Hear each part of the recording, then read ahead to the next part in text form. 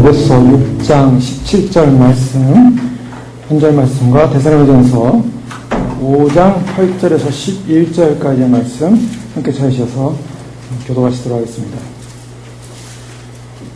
구원의 소망의 투구로의 재방향 설정이라는 제목으로 오늘 주시는 말씀 나누기 원합니다. 저희는 교적으로 에베소서의 6장 부분에서 하나님의 전신갑주를 입는 마지막 단계의 말씀을 살펴보고 있습니다. 그래서 바울은 하나님의 전신갑주를 입는 그러한 전신갑주의 여러 가지 세세한 부분을 설명하면서 우리는 지난 시간까지 믿음에 관련된 부분을 살펴봤었습니다. 그래서 믿음의 대상이 바로 그리스도요, 바로 그리스도의 의를 힘입어서 확신 가운데, 믿음의 확신 가운데 우리가 서는 것이 우리가 영적 전쟁 승리하는 비결이다 라는 살펴봤고요. 오늘은 17절 말씀으로 구원의 투구에 관해서 좀 더 깊이 살펴보기 원합니다. 이 구원의 투구는 오늘 데살로니가전서 5장 8절 말씀에 동일한 구원의 투구에 관한 말씀을 하시면서 부연된 설명을 하고 있습니다. 그 부연된 설명은 우리는 낮에 속하였으니 정신을 차리고 믿음과 사랑의 호신경을 붙이고 구원의 소망의 투구를 쓰자. 동일한 사도 바울이 구원의 투구에 관한 말을 하고 있지만 에베소서에서는 구원의 투구요, 데살로니가전서에서는 구원의 소망의 투구다라는 이 소망이라는 부분을 같은 구원과 동의어로 사용하고 있습니다. 그래서 저희는 오늘 시간 특별히 구원에 관한 부분 중에서 구원의 미래성, 구원을 시제적으로 보면 과거, 현재, 미래 이 세 가지 시제가 함께 들어와 있습니다. 이미 그리스도 안에서 우리는 구원을 얻었고 구원을 지금 누리고 있고 그다음에 구원을 얻을 것입니다. 이것이 시제의 이 과거, 현재, 미래의 이 동일된 구원의 연속통이라고 볼 수가 있는데요. 그 중에서 우리는 특별히 구원을 얻을 것에 관한, 구원을 얻을 미래적 소망에 관한 부분을 살펴보기 원합니다. 왜냐하면 구원이라는 것은 결국 지금을 누리고 있어도 미래적 완성이 이루어지지 않으면 구원의 최종적 완성은 이루어지지 않기 때문이죠. 그래서 우리는 구원의 소망이 중요한 것입니다. 그래서 구원의 소망을 향해 달려가고 있습니다. 구원 받았지만, 구원을 누리고 있지만, 그럼 반드시 그 소망을 붙잡아야 되는 것이죠. 그런데 문제는 여기서 구원과 연관돼서 무엇을 전신갑주 중에 어떠한 장비를 강조합니까? 투구입니다. 투구. 사도 바울은 지금 로마 군병이 쓴 투구, 오늘날로 하면은 이 헬멧이겠죠. 헬멧을 써야 된다. 군인들이 다 헬멧 쓰지 않습니까? 왜 그렇습니까? 굉장히 중요합니다. 이 머리를 보호하기 위한 것이죠. 자, 가장 중요한 헤드, 가장 중요한 핵심 전략적 전쟁에 있어서 가장 중요한 헤드쿼터가 되는 부분이 머리입니다. 이 머리가 상하면 다 무너지게 되어 있습니다. 아무리 다른 기관이 다 멀쩡히 돼요. 머리가 상하면 아무것도 쓸 수가 없는 거예요. 그래서 이 머리를 가장 중요한 부분인데요. 이 가장 중요한 머리를 보호하는 머리, 우리가 놓쳐서는 안 될 가장 중요한 핵심은 뭔가? 구원의 문제라는 것입니다. 이 구원의 문제에 있어서 흔들리면 다 흔들리는 것입니다. 구원의 문제에서 소망이 없으면 다 무너지는 것입니다. 여러분들 열심히 신앙생활하고 믿음 생활하는데 구원의 소망이 없어요. 그러면 그 믿음 생활하는 것 자체가 아무 의미가 없는 것입니다. 구원이라는 소망을 가고 있지 않습니까? 그래서 구원이라는 그 소망을 잡아야 되는데, 그럼 이 머리에 쓰는 이 구원의 투구는 전쟁으로 보면 전략적 차원입니다. 전쟁을 치를 때 있어서 전쟁하는 이 지휘관들은 전략을 가지고 전술을 핍니다. 전략은 큰 겁니다. 자, 전략이라는 건 뭐냐? 우리가 적과 싸워서 이긴다. 저런 적의 영토를 우리가 점령한다. 그래서 전략을 세우죠. 전쟁의 전략을 세웁니다. 그런데 그 전략하에서 세부 전술이 나와요. 그래서 어떻게 공격할 것인가? 어떻게 방어할 것인가? 미사일을 먼저 쏠 것인가? 비행기가 먼저 갈 것인가? 뭐 여러 가지 방법론이 있지 않습니까? 지금 이스라엘이 이란을 칠 수 있는 여러 시나리오가 나오는데요. 비행기가 가서 폭격할 것이다. 뭐 여러 가지 시나리오가 나오고 있지 않습니까? 그런 시나리오를 하는 것은 전술이에요. 그러나 전략은 분명합니다. 전략은 이스라엘이 이란의 핵을 인정할 수 없다는 게 전략이에요. 그래서 그 반드시 공격한다. 자, 그런데 중요한 것은 바로 이 구원의 투구의 문제에서는 이 전략을 흔든다는 것입니다. 사람들이 신앙생활하면서 교리적인 좀 차이는 있을 수가 있습니다. 교리적인 갈등도 일어날 수가 있습니다. 그러나 교리적인 차이나 교리적인 갈등 때문에 나 신앙을 포기하겠다. 믿음생활 포기하겠다는 사람은 거의 없습니다. 교리하는 것은 약간 차이가 있죠. 교단들도 차이가 있지 않습니까? 기독교 교단들 보면 많은 차이가 있는데요. 교단들이 차이가 있다고 해서 예수를 안 믿겠다는 사람은 거의 없어요. 그런데 중요한 것은 예수를 믿는 것을 포기하고 싶은 마음, 내가 구원받기를 원하는 것을 포기하고 싶은 마음을 들게끔 하는 공격이 올 수 있다는 것입니다. 이게 전술적 공격입니다. 전술량에서 오는 공격, 어떤 것이 있을 것 같습니까? 어떤 공격이 가장 무력화되시는 공격이 있습니까? 그것은 바로 이 사단이 우리로 하여금 심각하게 우리를 공격하는 보이지 않는 전략을 포기하게끔 하는 공격. 그것은 생존권입니다. 생존의 문제예요. 군인들이 뭐 전쟁을 하더라도요, 뭐 무슨 전술이 뭐 문제가 있고, 또 뭐 공격 방법이 문제가 있고, 뭐 여러 가지 문제가 있어서 그 문제 때문에 전투를 포기하지는 않습니다. 그런데 생존의 문제가 생겼어요. 먹을 게 없습니다. 물이 없습니다. 전쟁은 힘이 있습니까? 없습니다. 전쟁은 힘이 없어요. 용기가 안 나요. 아무런 힘이 없어요. 그래서 그 본질적인 전쟁을 치르고자 하는 마음을 빼앗아가는 것, 그것이 사단이 공격하는 아주 최악의 최고의 전술입니다. 예를 들면 사람이 피곤하고 지치게 되면 그냥 아무것도 하기 싫어지는 거예요. 무능력, 그 다음에 어떤 소망을 잃어버리게 되죠. 아무리 싸워도 전세가 바뀌지 않는 것입니다. 이것을 지리한 전쟁이라고 볼 수가 있어요. 지리한 전쟁을 하면 어떻게 됩니까? 그것은 전쟁을 포기하게 됩니다. 미국이 월남을 도와서 이 월맨과 싸우지 않았습니까? 그때 미국이 결국에는 어떻게 했습니까? 미국이라는 거대한 나라가 2차 세계대회 결정적인 승리를 가졌던 미국이 월남에 가서 전쟁에 패배했어요. 전쟁이 졌어요. 왜 졌습니까? 그 엄청난 무기와 엄청난 군인과 엄청나게 훈련된 그 전략을 가지고 전술을 폈지만 졌어요. 왜 그랬습니까? 길어졌어요. 계속되는 국지전 속에, 게릴라전 속에 미국이 감당을 못하는 거야. 그래서 두 손을 들었어요. 이것이 무서운 거야. 전략이 무너지는 순간 뭐냐면 긴 전쟁이 될 때가 가장 전략이 무너질 수 있는 마귀의 사단의 공격 방법이라는 것입니다. 우리가 신앙생활 하면서 신앙생활에서 신앙을 포기하고 싶을 때가 어디냐? 처음에 신앙이 뜨거울 때는 잘 감당합니다. 신앙이 뜨거울 때는 내가 반드시 이 신앙생활 내가 승리할 거라고 생각을 합니다. 근데 신앙생활이라는 것이 그렇게 만만치가 않습니다. 사단이 그렇게 만만치가 않아요. 우리가 생각하는 것만큼 신앙의 승리의 깃발을 막 꼭 치는 게 아닙니다. 그래서 이 전쟁이 길어질 때가 있습니다. 길어집니다. 길게 장기전으로 할 때 사람도 어떻습니까? 사람들은요, 싸우겠다는 어떤 의지를 잃어버릴 수가 있다는 것입니다.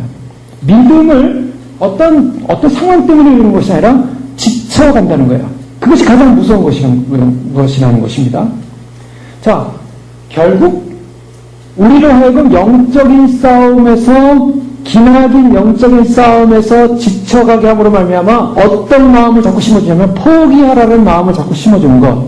바로 이것이 구원의 투구를 써야 될 이유라는 것입니다. 사단은 우리가 구원의 문제에서 포기하도록 요구하는 것인데요. 전략을 내려놓으라는 거예요. 구원을 내려놓으라는 것입니다. 구원을 포기하라는 것입니다. 이게 사단의 전략이에요. 그 때문에 이 사단의 전략을 우리가 알기 때문에 반드시 구원관에서 절대로 져서는 안 된다는 것입니다. 포기해서는 안 된다는 것입니다. 성경은 뭐라고 말하고 있습니까? 성경은 신앙을 포기하라고 말하고 있습니까? 아니면 포기하지 말라고 말하고 있습니까? 성경은 어디를 봐도 포기해서는 안 된다고 말씀하고 있습니다. 바로 그것이 우리가 싸우는 싸움입니다. 끝없는 싸움 같지만 절대로 포기해서는 안 되는 싸움이라는 것입니다. 언제까지요? 구원이 완성될 때까지. 그 구원의 완성이 언제입니까? 우리가 개인적으로는 수많은 역사 가운데 이 세상을 떠날 때였습니다. 이 세상을 떠날 때 구원이 완성돼요. 끝까지 그 믿음을 지키는 거예요. 세상 떠날 때까지. 그러나 우리는 이 주님 오시면 임박성 앞에 와 있습니다. 주님이 오실 때까지 이 구원의 소망을 포기해서는 안 된다. 이것이 믿음입니다. 이것이 구원의 투구예요. 포기하지 않는 그 믿음. 갈라디아서 6장 8절 9절 말씀을 보면 자기 육체를 위하여 심는 자는 육체로부터 썩어진 것을 거두고 성령을 위하여 심는 자는 성령으로부터 영생을 거두리라. 우리가 선을 행하되 낙심하지 말지니 피곤하지 아니하면 때가 이름에 거두리라. 성경은 뭘 말씀하고 있습니까? 우리로 하여금 성령으로 영생을 거두고 약속을 주셨어요. 그런데 그 약속을 받은 사람은 어떻게 행하라고요? 선을 행하라는 것이죠. 선을 행하라고. 선을 행하라고 하는데 선을 행하되 뭐 하지 말라고요? 낙심하지 말라. 낙심하지 말라. 피곤하지 아니하면 때가 이름에 거두리라. 자, 여기서 피곤하면은 못 거둘 수 있다는 거예요. 그러니까 지치지 말라는 것입니다. 낙심하지 말라는 것입니다. 너무나 치열하고 괴롭다고 생각함으로 말미암아 선을 행하는데 우리가 낙심될 수 있는 부분에 대해서 성경은 금하고 있는 것이죠. 자, 이것은요 단지 성경만이 말하는 것이 아닙니다. 오늘날의 현대 심리학에 있어서 가장 결정적인 인간이 왜 사는가, 왜 존재하는가에 그런 질문을 던진 사건이 있었습니다. 잘 알고 있는 빅터 프랭클 같은 그 유대 심리학자죠. 이분은 유대인으로서 아우슈비츠에 2차 세계대전 당시에 아우슈비츠에 거기서 고난을 당한 사람입니다. 그런데 그런 고난을 당할 때 참 사람들이 죽어가는 모습을 많이 봤어요. 그런데 그는 살아났어요. 그는 살아났는데요. 그가 어떻게 살아났냐면 그는 사람은 무엇으로 사는가라는 책에서 자기의 간증을 하고 간증이라는 자기 자서전을 씁니다. 그는 어떻게 살아났냐면 자기는 반드시 살아야 된다는 의식을 가졌어요. 나는 여기서 살아날 것이다. 그래서 그는 그 유리 조각을 발견해가지고 그 유리 조각을 가지고 면도를 하기 시작한 거예요. 예? 비누도 없는데 그 날 유리 조각을 가지고 자기의 그 수염을 깎기 시작한 거예요. 그래서 얼굴을 이렇게 만져보면은 수염이 없지 않습니까? 그러니까 독일군 그 사람을 보면서 딴 사람들 수염이 톡톡한데 좋게 보이는데 이 사람은 수염을 깎으니까 좀 싱싱해 보이는 거야, 한마디로. 좀 건강해 보이는 거야. 그래서 쓸만하다. 안 죽인 겁니다. 일을 시킬만하다. 이 사람은 개인적으로 그렇게 생존했어요. 그런데 1945년에 이제 폐망하지 않습니까? 근데 아우슈비츠에서 1944년에 수용소에 있었던 사람들이 올해 크리스마스만 지나면 우리가 해방을 얻을 것이다. 종전이 될 것이다. 그런 희망을 가졌대요. 그래서 아우슈비츠 안에는 이제 연합군이 이제 계속 공격해 오니까 이제 희망이 보인다. 희망이 보이지 않겠습니까? 그런데 이제 그 희망이 언제까지냐? 올 크리스마스까지라고 생각한 거예요. 그래서 올 크리스마스 때 이제만 지나면 우리는 살 것이다. 그런 생각을 하고 1944년 크리스마스를 희망 가운데 보냅니다. 그런데 놀라운 것은 1944년 크리스마스가 지났는데 종전이 안 된 거예요. 연합군이 다 이기는 것 같았는데 이기는 소식이 들려오긴 하는데 아직 종전이 안 되는 거예요. 그래서 어떻게 했냐면 많은 사람들이 거기서 낙심을 했다는 거예요. 낙심. 우리는 더 이상 해방될 그런 기미가 안 보이니까 희망이 없나 보다. 희망이 없나 보다라는 그런 낙심을 하면서 많은 사람들이 1944년 크리스마스가 지나고 죽었다는 거예요. 그러면서 그는 무슨 얘기를 하고 있냐면 사람이 무엇으로 사는가라는 질문을 던집니다. 사람이 무엇으로 사냐면 바로 그것은 희망이다. 자기 자신은 죽지 않고 살아날 것이라는 그 희망을 포기하지 않았다는 거예요. 그래서 살아났어요. 그래서 그것을 그가 나중에 이제 자서전을 씁니다. 에릭 프롬이라는 사람은 인간은 희망을 품고 사는 존재요. 미래를 바라보며 사는 존재다. 윤리학자죠. 이렇게 고백을 했어요. 인간은 뭔가 호모 에스퍼런스. 인간은 희망을 선호하는 존재다. 그렇게 얘기했습니다. 몰트만이라는 자유주의 신학이지만 그런 희망의 신학을 폈습니다. 그래서 나는 소망한다. 나는 희망한다. 그런 거 나는 존재한다. 데카르트가 나는 생각한다. 그런 거 존재한다. 그 말을 가지고 나는 희망한다. 그런 거로 나는 존재한다. 사람에 있어서 진짜 일반적인 심리적 상황에서도 희망을 놓지 않는 사람이 결국 생존하는 확률이 높다는 거예요. 자, 주님께서는요, 우리는 그런 단지 그냥 심리학적 요법을 통해서 희망을 놓지 말라라가 아닙니다. 그것은요, 우리에게는 더 큰 소망, 더 큰 영광의 날이 있기 때문에 그 영광의 날은 단지 우리가 육체적인 삶만을 사는 것으로 끝나는 것이 아니라 그 이후에 있을 영광스러운 영광의 날이 영영할 것이라는 희망을 놓치지 말라는 것입니다. 그 희망을 가지라는 것입니다. 하임이라는 독일의 목사님이자 신학자입니다. 이 사람은 2차 세계대전이 끝났을 때 독일 사회에 어떤 의식이 딱 터졌냐면 독일 사회에 그들이 패배함으로 말미암아 결국 우리는 왜 이런 부끄러운 날을 보내야만 하는가라는 절망감 속에 빠졌습니다. 그런 절망감 속에 빠진 독일 사람들 향하여 그가 4가지 세계관을 얘기합니다. 그것은 뭐냐면 우리는 누군가 하나님의 창조된 존재다. 그런데 창조된 존재가 타락했다는 것입니다. 그 타락한 인생, 절망한 인생, 운명이 결국 소망이 없는 인생이었는데 이 소망이 없는 인생이 결국 소망을 가질 수 있다는 것은 바로 예수 그리스도의 십자가 구속이었어요.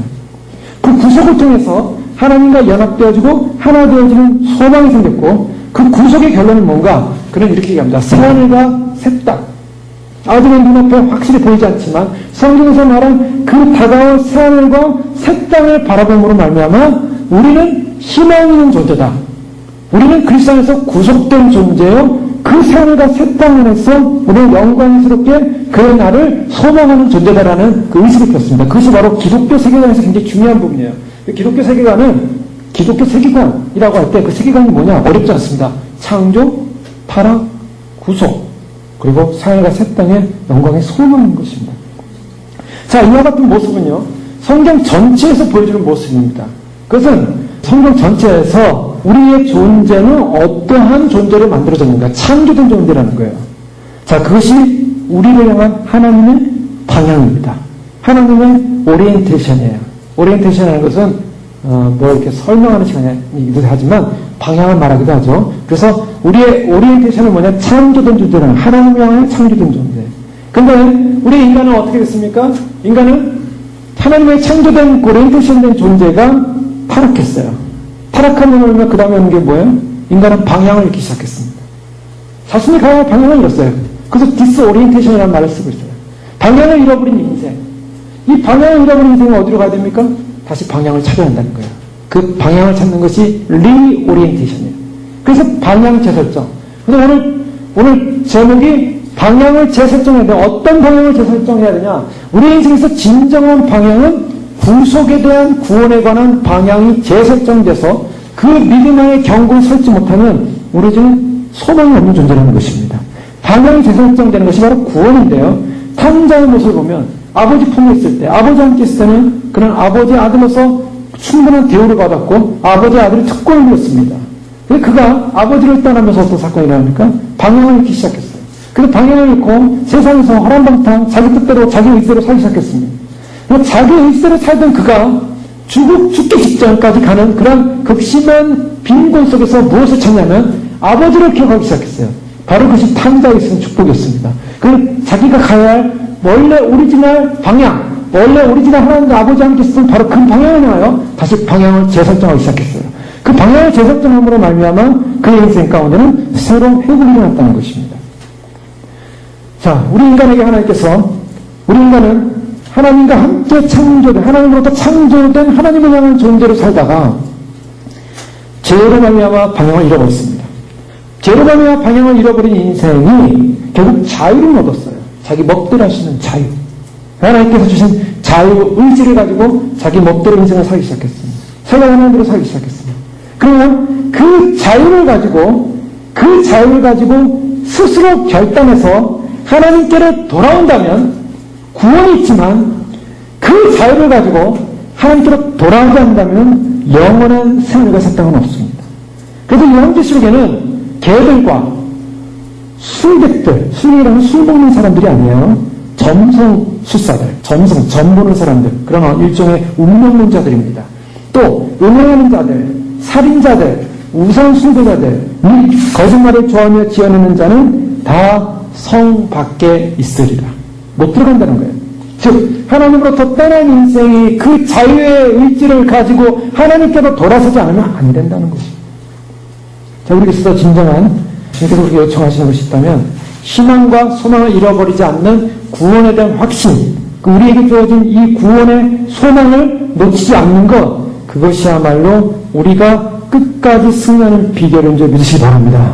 히브리서에 보면은 바로 이와 같은 성도들의 고난과 고뇌에 대해서 그들을 향하여 히브리서를 쓴 저자는 정확하지 않지만 유대인들을 향한 격려의 편지의 말씀을 하고 있습니다. 히브리서 전체를 보면요, 히브리서는 이 구약 율법을 따지는 문제가 아니냐라고 사람들이 볼 수 있어요. 그러나 히브리서는 구약 율법의 문제를 통해서 무엇을 강조하고 있냐면 그리스도의 유일성을 강조합니다. 그리스도를 강조하는 거예요. 히브리서를 보면 그리스도가 어떤 분인가를 보이는 것입니다. 그리스도가 얼마나 존귀한 분인가, 그리스도가 얼마나 위대한 분인가, 그리스도가 얼마나 우리에게 구원을 주는 분인가를 알 수 있는 거예요. 근데 왜 그리스도를 그렇게 강조할 수밖에 없었냐면 1세기 유대 그리스도인들, 오늘날은 메시아인 줄 알죠. 오늘날 유대인들을 중에 크리스찬, 예수님을 구세주로 믿는 메시아로 믿는 사람들은 메시아닉 주라고 합니다. 예수가 메시아인 줄 믿는 유대인들 그렇게 표현하고 있는데요. 초대교회 당시 1세기 당시에 이 유대인들 가운데 예수님을 주님으로 영접하는 사건이 일어나고 그 영접함으로 말하면 많은 사람들이 신앙을 갖기 시작했습니다. 그리고 또 흩어진 디아스포라된 유대인들 가운데 바울의 전도를 통해서 유대인들이 크리스찬이 된 사람들이 많았어요. 그런데 문제는 뭐냐면요. 그들이 열심히 크리스찬으로서 예수님을 믿고 살았는데 시간이 지나면서 그들의 행복한 행복이 점점 사라진다는 것을 발견하기 시작합니다. 뭐냐면 박해를 받기 시작하는 거예요. 누구로부터 박해를 받겠냐면 유대인들로부터 박해를 받기 시작했습니다.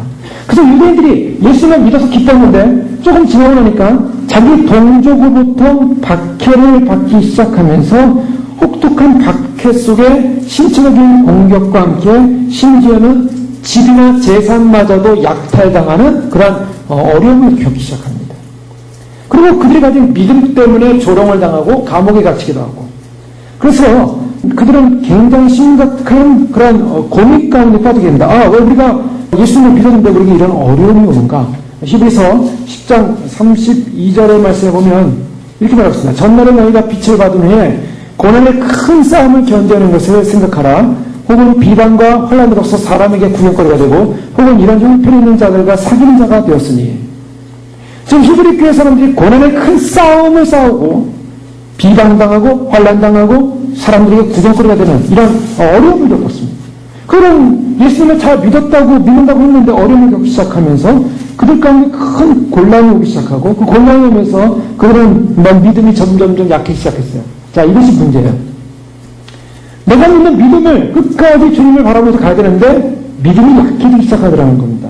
믿음이 약해지면서 나타나는 증상이 초기에 나타났던 충성심이 살아나기 시작하면서 뒤로 물러나기 시작했다는 거예요.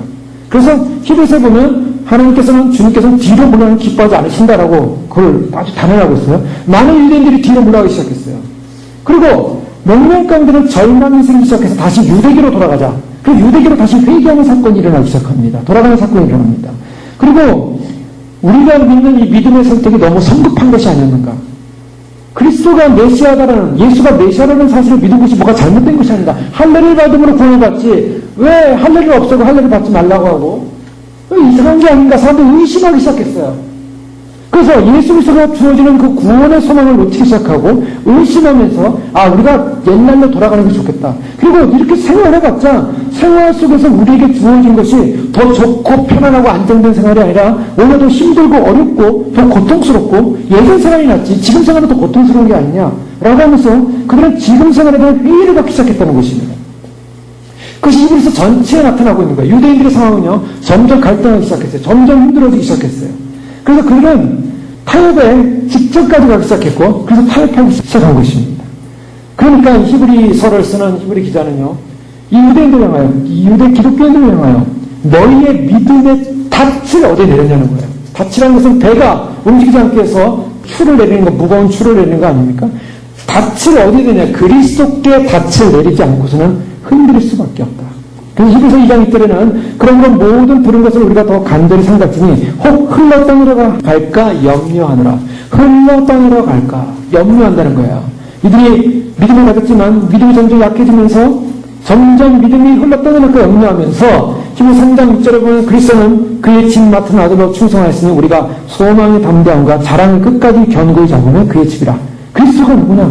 그리스도는 하나님의 충성된 아들로서 소망의 담대함을 붙잡으라는 거예요.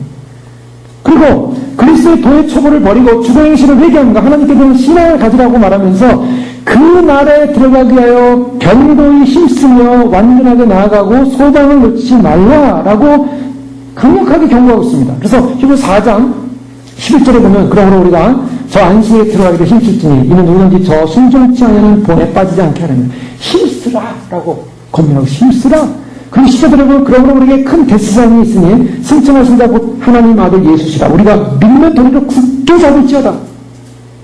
자, 그들이요 너무나 힘들고 어려웠어요. 너무나 힘들고 어려우니까 그들이 점점 믿음을 놓치기 시작했고 흘러 떠내려가는 듯한 믿음을 갖기 시작했고 갈등하기 시작했고 방황하기 시작했습니다. 그런데 바로 그런 사람들 향해 우리가 이 긴긴 믿음의 싸움에 승리해서는 그리스도께 닻을 내리고 그리스도 그분만을 바라보고 그분이 어떤 분인가? 그분은 바로 우리의 대제사장으로서 우리 위하여 단 한 번의 제사를 통해서 우리에게 구원을 주신 바로 구원주시다. 그리스도를 놓치면 안 된다. 그리스도에 대한 포커스, 그리스도에 대한 소망, 그리스도를 소개하고 알리는 말씀이 히브리서입니다.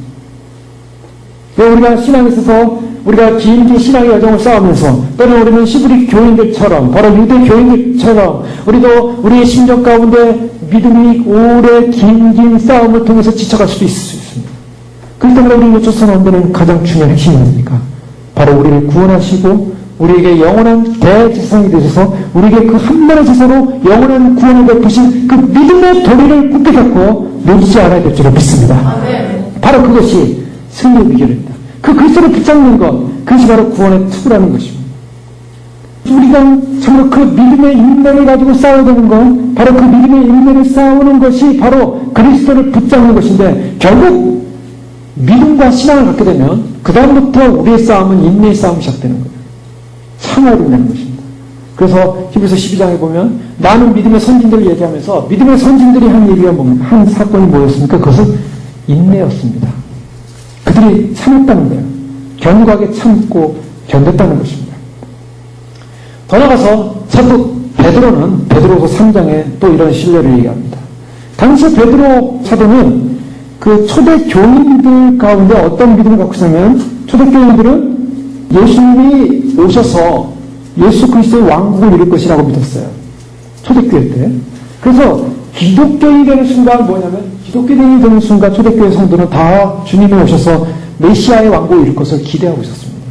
지금 이 성경을 보세요. 이 성경에 메시아 재림, 메시아 기대 사상은요 다 초대교회예요.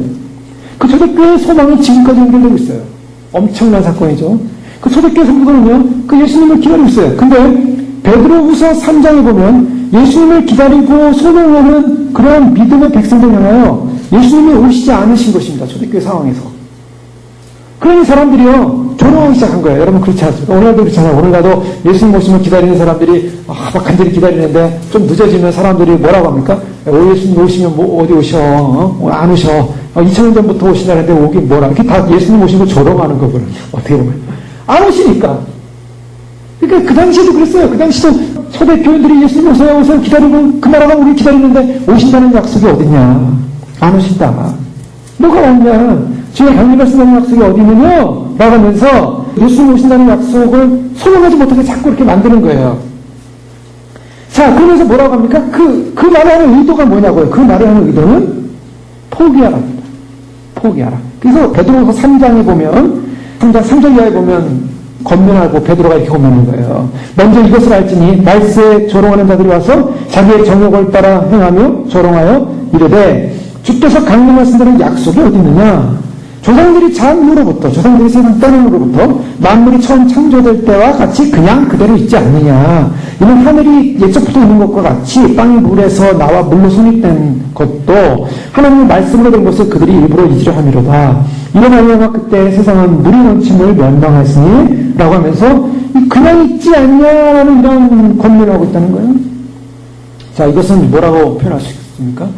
많은 사람들이 예수님을 믿습니다. 또 예수님을 믿고 또 우리는 마지막 시대에 주님 오심을 기다리면서 소망하고 있습니다. 그런데요, 그런 예수님을 믿으면은 어떤 소망이 생깁니까? 우리가 이 땅을 살면서 고통은 끝날 것이다. 또 우리는 가벼운 걸음으로 우리가 신나게 주님 맞이하기 위해서 달려갈 것이다. 또 우리가 이 세상에서 완전히 변화된 존재가 돼서 좀 더 우리가 거룩하고 정결한 존재로 우리는 살 것이다. 뭐 여러 가지 그런 얘기를 할 수가 있어요. 근데 이러한 소망을 가졌는데 이런 소망이 우리가 점점 시간이 갈수록 때로는 그런 소망을 유지하기에는 너무나 우리 가운데 지쳐갈 수 있는, 권태로울 수 있는, 그래서 우리의 삶이 좀 어려운 형편으로 갈 수 있는 그런 조건을 만날 수 있다는 것입니다.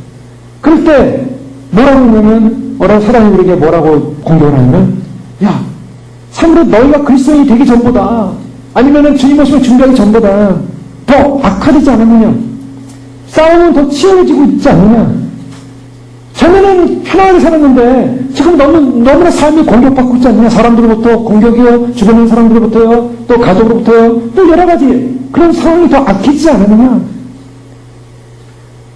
기독교가 약속이 너에게 제안했던 그런 제안들이 과연 언제 이루어질 것이냐? 언제 그런 편안하고 형통하고 어려움 없고 고난 없고 그런 게 언제 이루어질 것이냐? 예수님 믿고 났더니 더 힘들고 어려운 고난의 연속을 경험하고 있지 않느냐? 실제로 그 믿음이 당신들이 갖다 준 그 실제적인 결과가 뭐냐? 라는 질문을 던진다는 거예요. 자, 그럴 때 어떻겠습니까?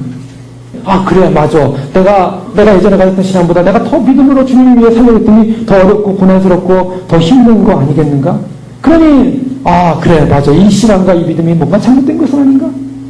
갈등할 수도 있죠. 내가 그리스도인이 되기 전에는 아무 걱정 없이 살았는데 그리스도인이 되고 나서부터, 예수 믿고 나서부터 왜 걱정이 이렇게 많아지는지, 걱정이 없어져야 되는데 세상들이 오히려 걱정이 많아지고 염려가 많아지고 이것이 뭐가 잘못된 게 아닌가? 그렇습니까? 자, 이것이 바로 초대 교인들이 당했던 어려움이요.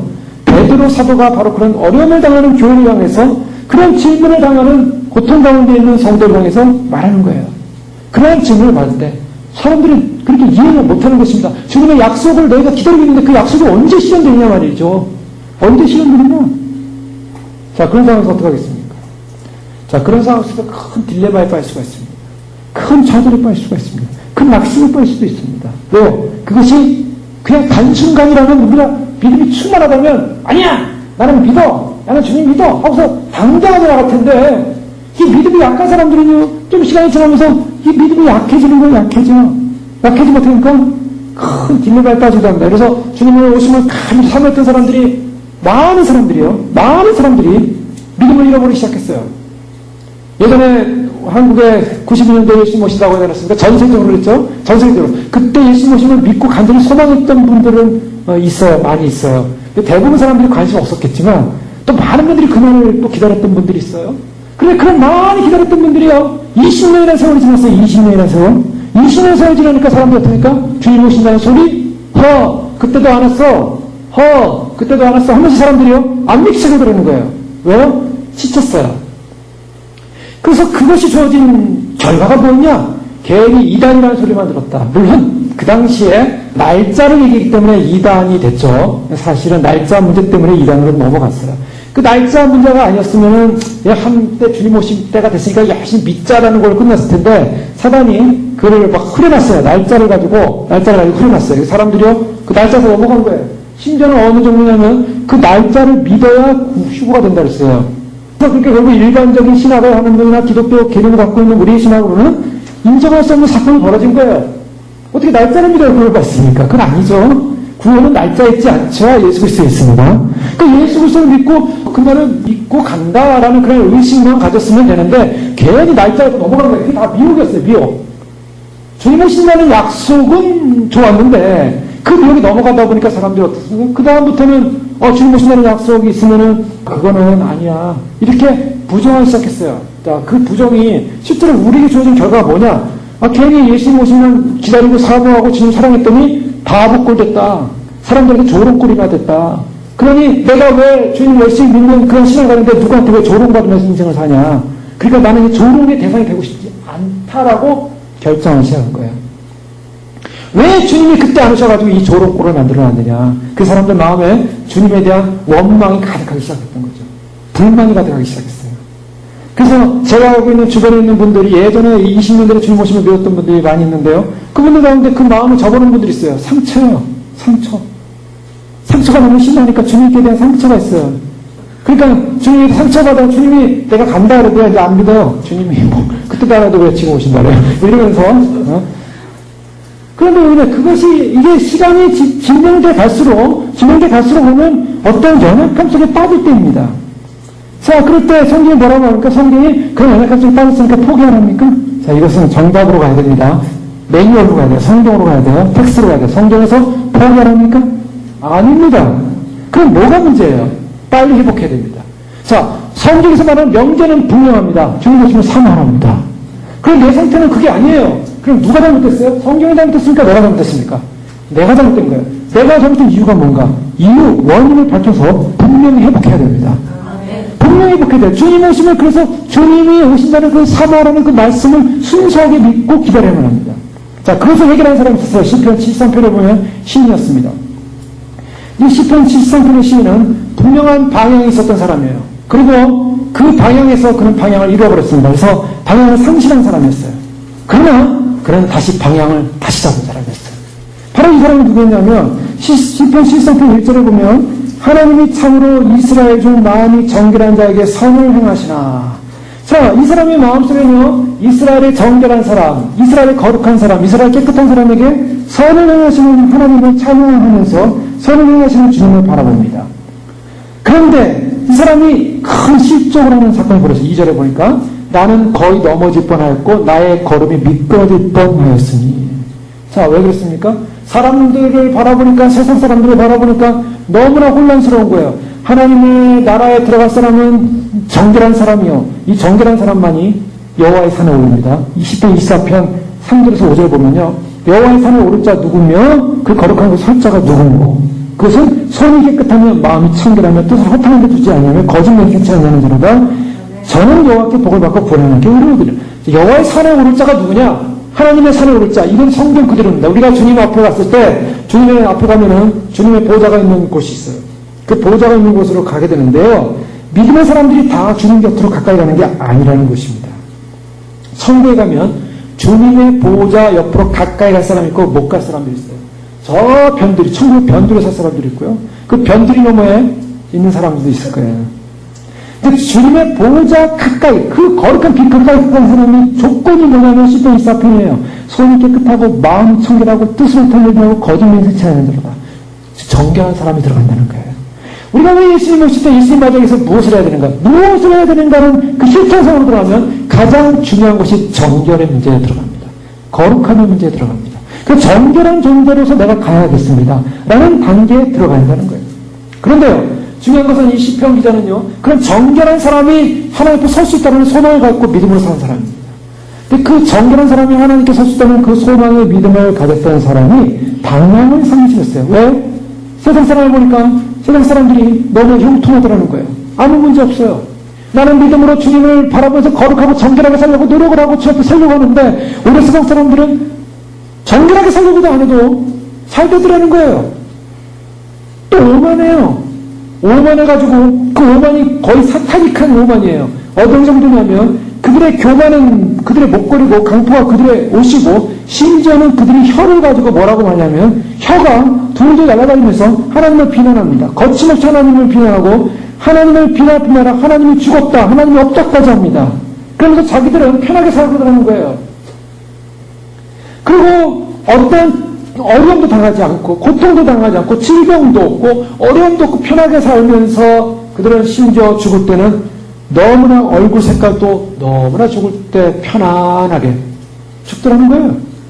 하나님 이 시인이 이걸 볼 때 고민스러웠어요. 아, 나는 주님을 믿고 주님 앞에 서기 위해서 나무나 정결하게 살려고 하고 거룩하게 살려고 그렇게 애쓰고 노력하는데 저 세상 사람들은 그런 전혀 노력 없이도 저렇게 편하게 형통하게 잘 먹고 잘 살고 게다가 자기들이 하고 싶은 말 다 하고 죄를 짓고 그런데 전혀 문제가 없고 벼랑박지도 않고 죽지도 않고 그냥 너무나 잘 사는 거예요. 그런데 그 모습에서 혼란스러운 거예요. 혼란스러워요. 넘어질 뻔했다. 미끄러질 뻔했다. 자, 여러분 어떻습니까? 여러분 우리가 주님을 열심히 믿습니다. 주님 오심을 믿습니다. 주님 나라를 위해 우리가 애쓰고 있습니다. 주 앞에 기도하고 믿음대로 살겠습니다. 말씀대로 살겠습니다. 주님만 사모하겠습니다. 주님 인생 앞에, 주님 앞에 내 인생을 드리겠습니다. 그렇게 열심히 믿음으로 사는데 이 사는 인생이 때로는 너무나 힘들고 고통스럽고 너무나 어려운 과정을 겪어야 되고 근데 세상 사람들을 보니까 세상 사람들은 전혀 그런 고민 없이 또 아니면은 그런 소망을 가지고 있는 교회를 다닌다는 사람들 중에는 그런 소망을 가지고 주님 앞에 이렇게 믿음으로 사는 사람들 향하여 왜 이렇게 힘들게 신앙생활해? 왜 이렇게 골치 아프게 신앙생활해? 왜 이렇게 복잡하게 신앙생활해? 그냥 편하게 살아. 근데 오히려 그들은 아무 문제가 없어 보일 수도 있다는 거야. 자, 바로 이 시인은 이러한 고민 속에서 어떻게 했습니까? 그가 17절이 굉장히 중요한 말씀입니다. 그래서 시편 73편 17절은요, 이건 선언이에요. 대선언. 하나님의 성소에 들어갈 때야 그들의 종말을 내가 깨달았나이다. 자, 이것은요, 하나님의 사람이 아니고서는 알 수가 없는 비밀이에요. 세상을 바라봤을 때는요, 때로는 세상 앞에 위축들이랍니다, 크리스찬들이. 그런데 믿음의 사람들이 하나님 앞에 거룩하고 정결한 대로 살려고 하는 사람들이 하나님의 성소로 들어올 때 깨닫는 거예요. 그 그것이 영적인 비밀이요, 영적인 축복이 되시기 바랍니다. 하나님의 성소라는 건 뭘 갖고 있습니까? 성소의 개념, 하나님의 임재가 있다는 거예요. 하나님의 임재를 경험하는 거예요.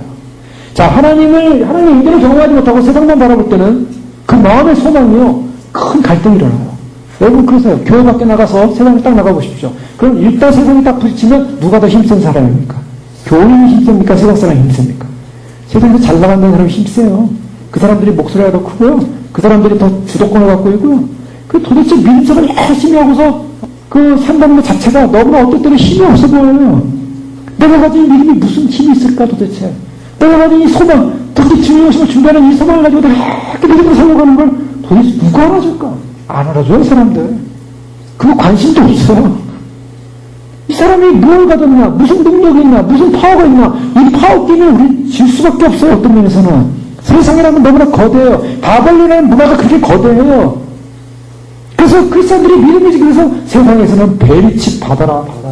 그거 세상 사람도 하나도 어려운 거 아니에요. 가서 받으면 되고요. 나중에 그거 이렇게, 스마트폰을 가지고 칙칙하면서 이렇게 어카운트에 돈 왔다 갔다 하고, 세상 사람들 하나도 어렵지 않아요. 근데 우리들은, 베리치, 이거 받으면 안 돼.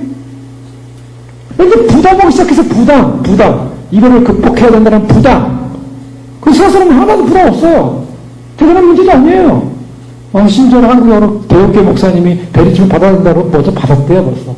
그리고 쉬쉬하고 있대요, 나한테. 누구한테 말 못하고. 지금 사람들이요, 세상 사람들 입장에서는 그냥 편한 거예요. 어려운 거 아니에요. 그거 테크놀로지 아니냐. 지금 스마트폰 쓰고, 무슨 아이패드 쓰고, 아이폰 쓰고, 여러 가지 지금 편한 세상에. 그거 어려운 거 아니다. 그런데 믿는 주 오심을 준비하는 백성들은 성경 그대로 믿기 때문에 남들로부터 조롱당할 수도 있고, 그래서 제가 늘 말씀드렸잖아요. 사람들이 가장 두려워하는 게 뭐냐면 집단적 소외라고 했어요. 집단적 소외. 남 다 하는데 내가 안 할 때 소외된다는 거예요. 한국에 보세요. 한국에 자녀들 키우는 부모님들 아이들 다 학원 보내지 않습니까? 음악학원, 미술학원, 태권도, 보내면서 공부, 영어, 이러면서 막 보내면 막 밤 2시에 온대요. 그러면 그거 안 보내는 부모님이 있다고 생각해 보세요. 애들한테 학원 하나도 안 보내요.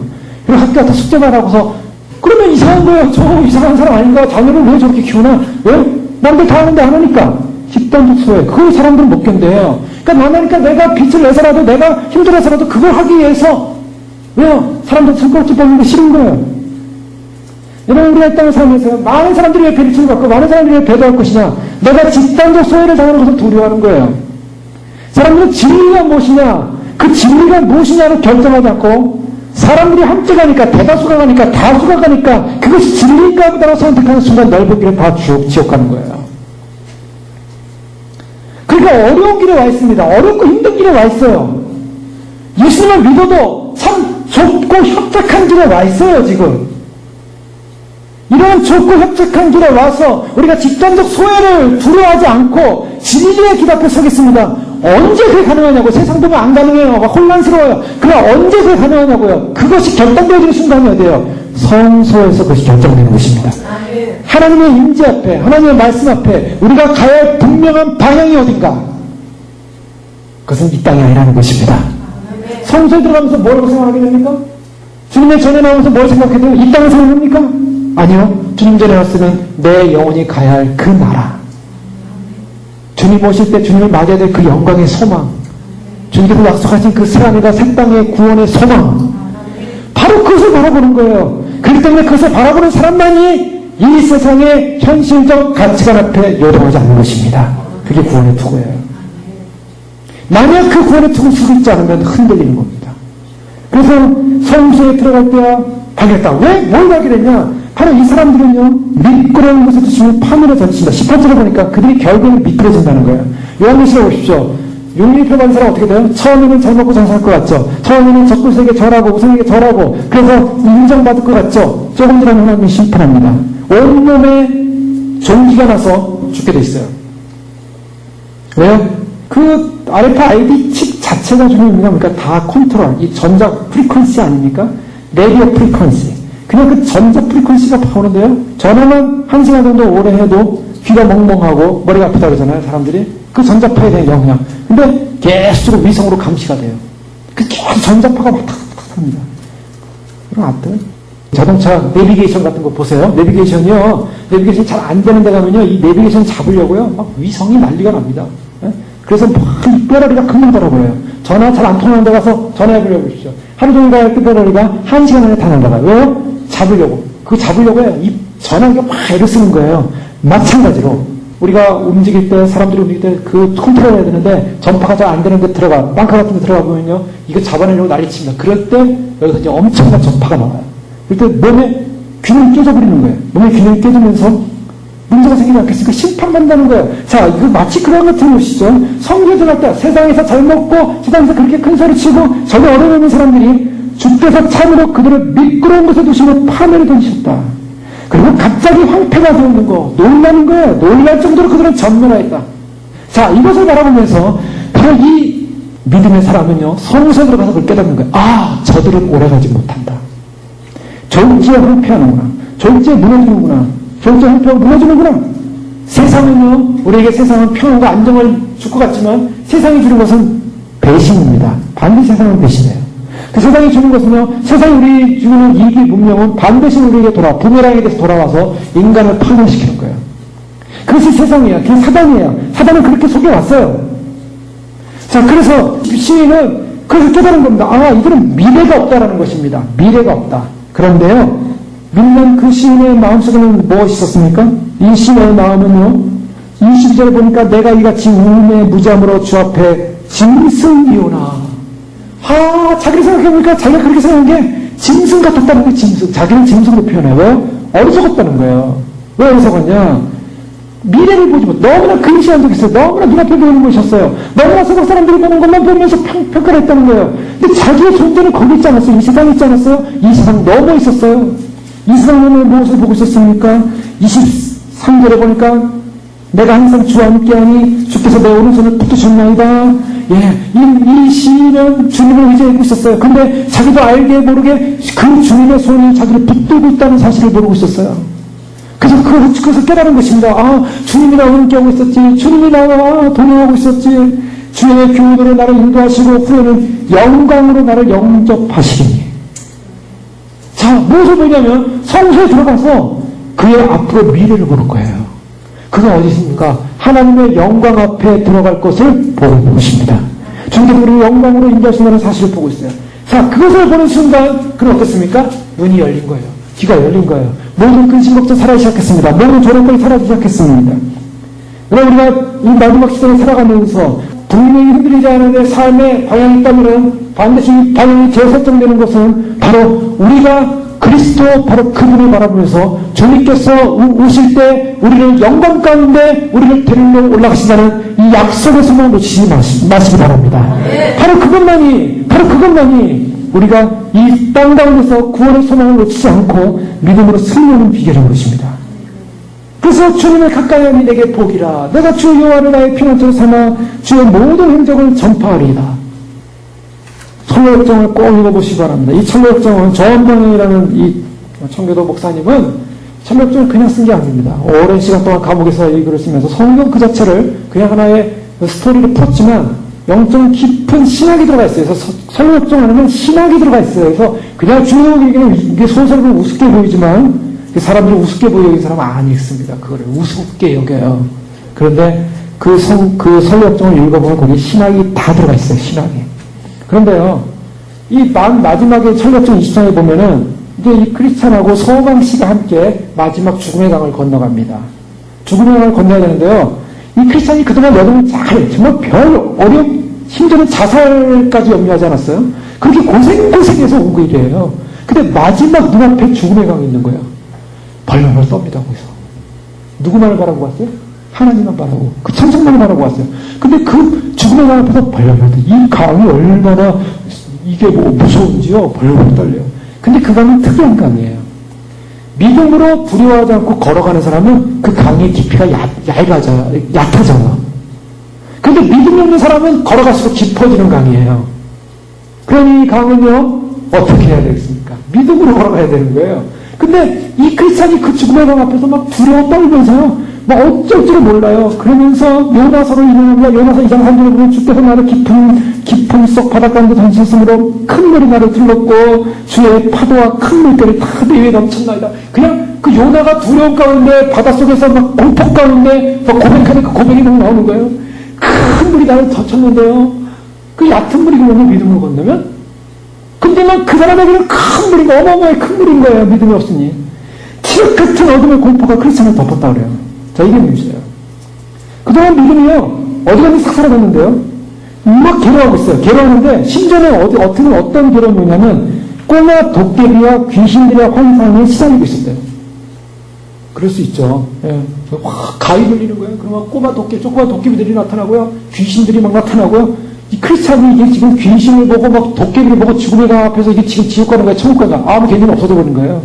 두려우니까. 그러니까요, 점점점 그 강을 건너는데, 이 크리스찬은 물에 팍 빠져들어가고요. 소망은 가벼워지기 시작해요. 점점 물이 약해지기 시작하는 거예요. 그래서 그 크리스찬을 건지기 위해서 온갖 애를 씁니다. 노력을 합니다. 정신 차리라고, 믿음을 가지라고. 그러니까 크리스찬이 시편 73편을 인용해요. 저희가 지금 본. 저희는 죽을 때에도 고통이 없고 그 힘이 강건하며 타인과 같은 고난이 없고 타인과 같은 재앙이 없습니다. 뭐예요? 세상 사람들 부러워하고 저 사람들 부러워하고 자기는 아무것도 아니라는 거예요. 자기 절망감에 빠져 있어요. 그때 소망이 그를 위로하게 서됩니다. 조금만 힘내라고. 지금 저기 천성문이 보인다. 저기 들어갈 수 있다고. 천성문이 보니까 힘내라고. 그러면서 하는 말이 뭐냐면 그 소망이 이런 말을 합니다. 결코 하나님께서 당신을 버리셨다는 표가 아니라 지금 이 불안과 고초는 당신이 지금까지 받아온 그의 선대를 기억하고 있는지 또 환난 때에 그에 의지하여 사는지 시험하는 것입니다. 그 마지막 죽음의 강이 사실은 크리스천에게는 마지막 테스트였어요. 그래서 그동안 살아왔던 인생을 통해서 하나님을 정말 시험하고 하나님을 정말 그 선하신 하나님의 인도하심을 신뢰하고 있는지 그것을 하나님을 의지하고 있는지를 테스트하는 것입니다. 그러면서 그러다 내가 꿈을 보니 크리스천이 잠시 생각에 잠기더니 그에게 소망이 이렇게 덮쳤습니다. 기원을 내십시오. 예수께서 당신을 온전케 하십니다. 하면서 기원을 내라고 하니까 이사야 43장 2절 말씀이 떠올랐어요. 내가 눈 가운데로 지날 때 내가 함께할 것이라. 강을 건널 때 물이 너를 침몰치 못할 것이라. 그 말씀이 생각나서 용기를 내기 시작했어요. 하나님이 함께 하신다. 하나님이 동행하신다. 그게 성수에서 하나님을 만나는 임재입니다. 하나님의 임재를 느낄 때 주님이 함께 하십니다. 그러니 주님, 제가 주님을 의지하고 건너겠습니다. 그랬더니 그 순간부터 그를 유혹했고 그를 죽이려고 했던 원수 마귀들이요, 그 자리에 딱 서가지고요, 꼼짝같이 돌같이 서 있었대요. 크리스찬이 용기를 가지고 확신을 가지고 하나님이 나와 함께한다는 그런 믿음의 고백을 탁 던지니까 마귀들이 그 자리에서 꼼짝않고 딱 와서 했다는 거예요. 못 건드린 거예요. 이것이 놀라운 역사, 하나님께서 우리를 보호하신 역사의 삶의 비결인 줄 믿습니다. 우리가 믿음의 고백을 하고 갈 때, 주님이 우리 함께한다는 믿음의 고백을 하고 갈 때 사람이 우리를 못 건드릴 거예요. 그리고 그 물이 아무리 넘치고 그 물이 아무리 힘들다 할지라도 주님을 의지하고 나갑니다라고 할 때 주님의 그 임재 가운데 그 물을 건너게 되는 줄 믿습니다. 그런데요, 그 건너기 전에 이 크리스찬이 너무 무서워가지고 제발 이 강 안 건너가고 갈 수 있는 방법이 없냐고 물어봐요. 천사들이 대답하기 뭐라 그러냐면 여기를 건너가지 않은 사람 딱 두 사람 있다. 에녹과 엘리야는 안 건너갔다. 그런데 여기를 안 건너고 가는 길이 있다. 똑같이 나팔이 울리게 되면 그때는 이 강을 건너지 않고 건너가게 될 것이다. 이게 엄청난 신학이 담겨져 있는 거예요. 누구나 다 죽음의 강을 건너가야 되는데 주님 오실 때 나팔이 울릴 때는 에녹과 엘리야처럼 그 영광스러운 날은 죽음의 강을 건너지 않는다는 거예요. 주님이 그 약속을 주신 거예요. 그 소망을 주신 거예요. 여러분, 소망이란 무엇입니까? 소망이라는 것은 주님 앞에서 우리가 인내로서 믿음으로서 그날을 기다리면서 주님이 우리에게 주신 약속의 말씀 부여잡고 그래서 그것을 고백하고 그 소망을 가진 자, 생수의 근신 여호와를 의지하는 자, 주님께서 그런 사람을 수치를 당치 않게 하실 것이다. 예레미야 10장 14절에 이스라엘 소망이신 여호와여 무리추를 버리는 자는 다 수치를 당할 것이나 무릇 여호와를 떠나는 자는 흙에 기록이 되리나 생수의 근원이신 여호와를 버리는 자는 고통을 당하나 그러나 주님에게 두려움이 되지 마옵소서. 재앙의 날에 주님은 나의 피처십니다. 주님을 의지하는 자, 주님을 바라보는 자, 그래서 디도서 2장 13절에는 복수와 소망과 우리의 크신 하나님 구주 예수 그리스도의 영광이 나타나심을 기다리게 하시니 소망은 그리스도 나타나시며 그 그리스도 나타나심을 기다리는 것이 소망이요 그 소망을 가진 사람은 바로 구원의 대화를 참여하게 된 줄 믿으시기 바랍니다. 그 소망을 가질 때요 우리는 결코 좌절하지 않을 거예요. 우리는 넘어지지 않을 겁니다. 천상의 소망을 가진 사람 이 세상의 보화에 연연하지 않습니다. 천상의 보화를 가진 사람 자기 본토 친척 아버지를 떠나는 세상에 속해 있는 걸 떠나는 삶을 결정할 수 있습니다. 그리고 그 소망을 즐거워하면서 바라보는 것입니다. 로마서 5장 2절 이하에 보면 또한 그런 말미암아 우리가 믿음으로 서 있는 이 은혜에 들어가며 얻었으며 하나님의 영광을 바라고 즐거워하느니라. 우리가 소망을 가진다면 우리의 삶이 맨날 눈물을 흘리고 맨날 슬퍼하는 삶이 아니라 소망을 가지고 즐거워하게 될 줄을 믿습니다. 인간은 연단을 이루고 연단은 소망을 이루는 줄 압니다. 소망을 부끄럽게 아니하면 우리에게 주신 성령으로 말미암아 하나님의 사랑이 우리의 마음에 부음받아 있어 소망이 부끄럽지 않을 날 우리가 인간에서 주님을 바라보는 날 그래서 인간에서 주님을 의지하는 날 주님께서 주실 그 영광으로 영접할 날을 소망하기 때문에 우리는 반드시 승리하게 될 줄로 믿습니다. 그 소망 놓치지 말라는 겁니다. 그 소망 꼭 부여잡고 다시 보여들어서 데살로니가전서 5장 8절 말씀 이하 말씀 보고 마치겠습니다. 우리는 낮에 속하였으니 정신을 차리고 믿음과 사랑의 호신경을 붙이고 구원의 소망의 투구를 쓰라. 하나님이 우리를 세우시는 구원의 소망의 투구가 뭐예요? 노하심을 이르게 하심이 아니요. 이 노하심. 자, 이것을요 킹제스 버전을 보면 정확하게 더 표현 없습니다. 우리를 하나님께서 구원의 소망을 쓰게 하시는데 하나님께서 우리를 세우셨다는 이 말은 뭐냐면 우리를 노하심에 이르게 하지 않게 해서 세우셨는데 이것은 다른 말로 하면 우리를 노하심에 이르도록 지정하지 않았다는 거예요. Not appointed to rest로 표현하고 있어요. 그러니까 하나님의 그 진노에 지정하지 않았다는 거예요. 이게 엄청난 축복입니다. 데살로니가 성도는 누구를 기다리고 있었습니까? 예수를 기다리고 있었어요. 저희에서 4장 그 17절 위에 보면 구에 우리 살아남는 자들도 그들과 함께 구름 속으로 끌어올려. 여기서 뭐라고 했어요? 제가 지난 금요일날 말씀드렸죠? 저를 이상하게 쳐다보시더라고요. 먼저 죽은 자들이 일어나고 우리가 함께 올라간다는데 이게 아닌데 순서가 있지 않을까? 아니요, 보세요. 죽은 자들이 먼저 일어나고 16절 마지막에 그리스도에서 죽은 자들이 먼저 일어나고요. 그 후에 일어났어요. 다. 우리 살아남은 자도 어떻게 하라고요? 그들과 함께 구름 속으로 끌어올린다는 거예요. 이해가 되십니까? 네. 그러니까 그럼 죽은 분들이 먼저 가서 막 올라가고 그러니까 우리는 그 다음에 따라 올라가는 게 아니에요.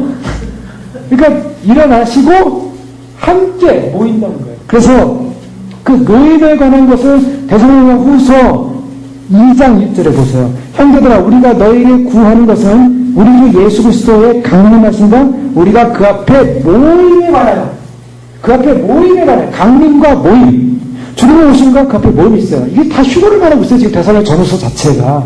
그 사도 바울이 그것을 가지고 위로하는 거예요. 그래서 어둠에 속한 사람은 그날 도둑같이 맞이하지만 5절 데살로니가서 5장 5절에 보면 너희는 다 빛의 아들이요 낮의 아들이 우리가 밤이나 어둠에 속하지 아니하므로 우리가 그날을 도둑같이 맞이하지 않는다는 거 4절에 너희는 어둠에 있지 아니하니 그날이 도둑같이 너에게 임하지 못한다.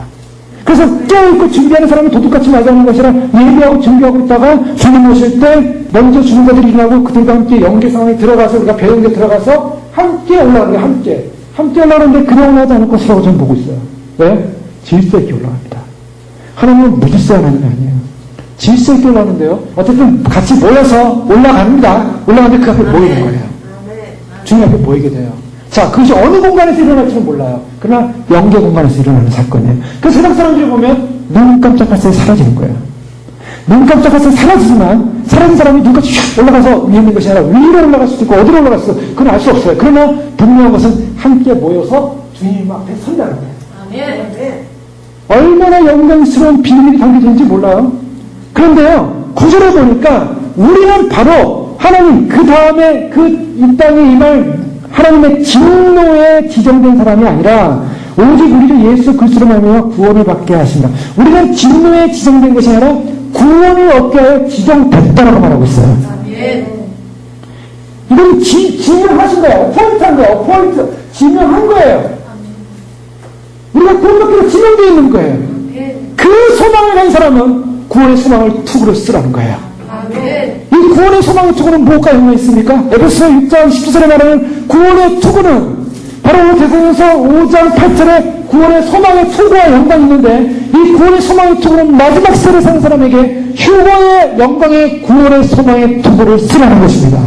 지명되어 있기 때문에 예수께서 우리를 위하여 죽으사 우리로 하여금 깨어있든지 자든지 자기와 함께 살게 하였습니다. 그러므로 피차 권면하고 서로 덕을 세우기를 너희가 하는 것 같이 하라 하면서 우리에게 격려하시는 것입니다. 주님께서 우리를 그 소망으로 부르신 줄 믿으시기 바랍니다. 주님 오심을 믿고 준비하는 백성들에게 바로 그것이 구원인 것입니다. 구원이에요. 휴거는 뭡니까? 구원입니다. 구원. 주님 오시는 그날, 주님 앞에 설 그날, 주님께서 우리에게 그 투구를 쓰라고 말씀하셨고, 우리가 그 소망을 포기할 때 우리는 인내로서 이 땅 가운데 결코 미끄러지지 않고 승리하게 될 줄을 믿습니다. 그 믿음의 승리로 주님 오신 날 다 주님을 영접하는 저 여러분 되시길 주님으로 축원합니다. 기도하겠습니다. 이 시간 기도할 때 그렇습니다. 주님 앞에서의 말씀을 통해서 정말 오늘 이 시간 우리가 써야 될 구원의 소망의 투구가 무엇인가를 확인시켜 주셔서 감사합니다. 주님, 세상을 바라보면서 많은 환경과 조건을 바라보면서 또 우리 믿음을 지켜가면서 때로는 주님 믿음을 외로운 길이고 또 인정받지 못하는 길이고 참으로 사람들이 볼 때 참으로 우리가 행여나 집단적 소외의 대상이 된 것처럼 참으로 사람들이 볼 때 우리를 조롱할 수밖에 없는 그런 모습인 것처럼 여겨진다 할지라도 주님 진리는 분명한 사실이요 주의 약속을 믿고 이 마지막 때 주의 오심을 소망하는 믿음의 백성들에게 주님은 반드시 구원의 소망의 투구를 쓰고 주님 오시는 영광스러운 날 주님께서 우리를 진노 가운데 하나님의 심판 가운데 지명한 자가 아니라 바로 주님 오시는 날 주님 앞에 서게 하여 주님 앞에 예정하셔서 주님 앞에 서게 하여 우리를 부르신 영광스러운 그 영광의 구원을 받은 백성을 우리를 부르셨사오니 그 소망 놓치지 않고 인내케 하시고 그 소망 놓치지 않고 승리하게 하시고 우리에게 주어질 영광스러운 날 아버지 우리가 주님께서 부르신 부름을 헤어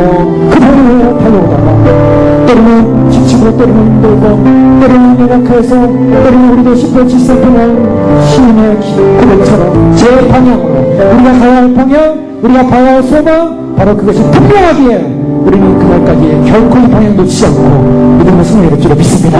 주님 그 방향을 오늘 결정하고 그 방향을 오늘 믿음으로 결정하면서 구원의 소망의 투구를 쓰고 주님 오시는 영광의 날 빛의 날 생명의 날 주님 오시는 위로의 날 주님 참으로 이 땅의 모든 고통이 이 땅의 눈물이 이 땅의 참으로 여러 가지 어려움이 참으로 주님을 끝까지 신뢰할 수 있는가 아버지 주님을 바라볼 수 있는가 아버지 우리가 참으로 그 강물을 건넌다 할지라도 주님께서 우리를 보호하시기 때문에 우리가 결코 그 물이 우리를 넘치지 못한다고 고백할 수 있는 믿음의 고백을 통해서 그날 주님을 맞이할 수 있음을 믿고 아버지는 달려갑니다.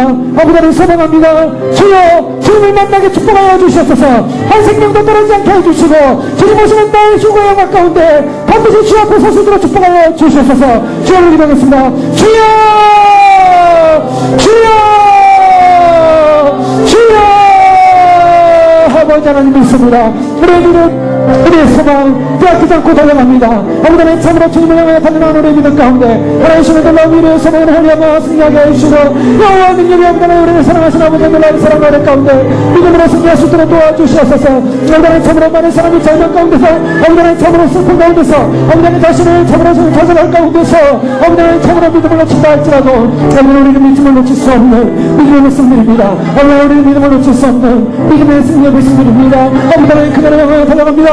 그날 향하여 달려갑니다. 아버지는 참으로 준비하게 해줬어. 아버지는 누가 여호와의 전에 설 것입니까? 아버지 여호와의 전에 설자 여호와의 산에 설자 마음이 정결하고 손이 깨끗하며 아버지는 주님 앞에서 범죄하지 없는 정결한 자가 설 것인데 아버지는 참으로 그날에 주 앞에 서게 우리 자신이 준비되어지게 하시고 예비되어지게 하시고 우리가 아버지는 참으로 성소에서 주님을 만나며 성소에서 주님을 의지하며 아버지는 주님께서 신뢰하는 영광을 소망하며 그 아버지를 승리하시고 축복하여 주시옵소서.